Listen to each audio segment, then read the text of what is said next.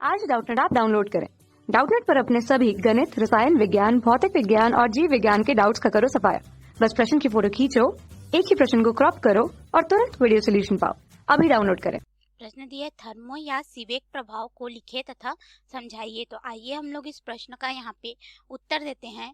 Thermo effect यानी कि जो ताप विद्युत और सीबेक प्रभाव दोनों एक ही होता है, ठीक है, उसके बारे में हम लोग को यहाँ बताना है। तो हम लोग सबसे पहले यहाँ पे देखते हैं कि सीबेक प्रभाव होता क्या है, इसके बारे में जानकारी पहले ले लेते हैं, ठीक है। तो सबसे पहले जो जर्मनी के वैज्ञानिक थे उन्होंने सन 1821 में यह बतलाया कि दो विभिन्न धातुओं के तारों को जोड़ देते हैं, ठीक है। मान लेते हैं कि यह हमारी एक धातु की तार हो गई और यह दूसरी जो है एक धातु की तार हो गई। तो इस तरह से इसको हम लोग युग्म बना देते हैं, ठीक। इस तरह से दो भिन्न भिन्न धातुओं को लेकर के एक युग्म का रूप दे देते हैं। तो इसमें दो संधि बनती है, एक यहाँ पे और एक यहाँ पे, ठीक है। तो क्या होता है कि एक संधि से दूसरी संधि की को हम लोग यहाँ पे ठंडा रख देते हैं। जैसे कि ये वाली संधि को गर्म कर दिए, इसको हम लोग क्या कर दिए, गर्म कर दिए इस संधि को, ठीक है।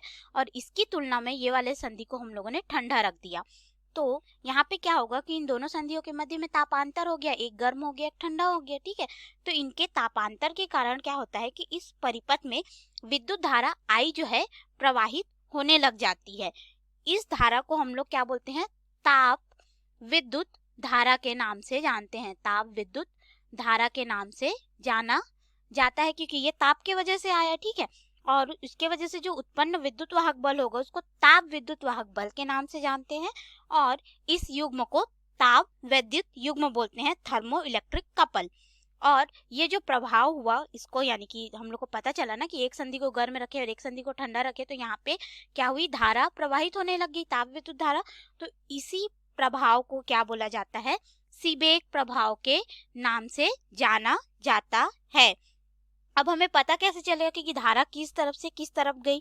तो इसके लिए हम लोग यहाँ पे क्या करते हैं, जो दो हमने भिन्न भिन्न धातु लिए, ठीक है, मान लेते हैं कि ये हमारा हो गया लोहे का और एक को हम लोग मान लेते हैं कि तांबे का है, ठीक है। तो इसको हम लोग लोहे की धातु है और इसको तांबे की धातु है बोल देते हैं। तो इसमें जो धारा प्रवाहित होगी वो श्रेणी में पहले आने वाले से बाद में आने वाले की ओर प्रवाहित होगी।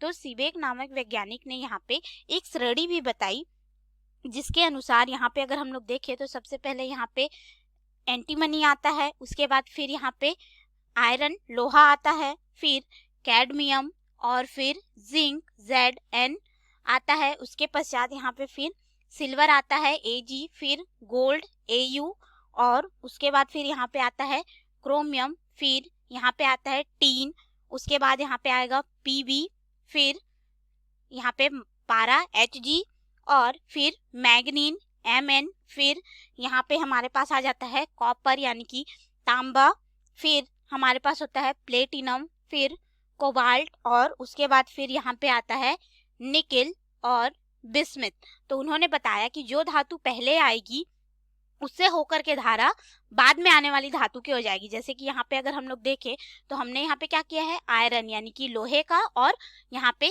तांबे का हम लोगों ने लिया है, ठीक है। तो पहले लोहा आ रहा है उसके बाद तांबा आ रहा है, तो धारा क्या होगी, लोहे से होते हुए इस तरह से तांबे में प्रवाहित होगी। तो हमने यहाँ पे धारा की दिशा बताई थी, तो इसको ताप विद्युत श्रेणी बोला जाता है। तो ताप विद्युत श्रेणी में जो धातु पहले आती है और जो बाद में आती है उसमें से होकर के धारा प्रवाहित होती है। तो ये हो गई धारा की दिशा पता लगाने का तरीका। और जब गर्म संधि और ठंडी संधि जो है यहाँ पे हम लोग रखेंगे तो धारा उसमें स्वयं ही उत्पन्न हो जाएगी।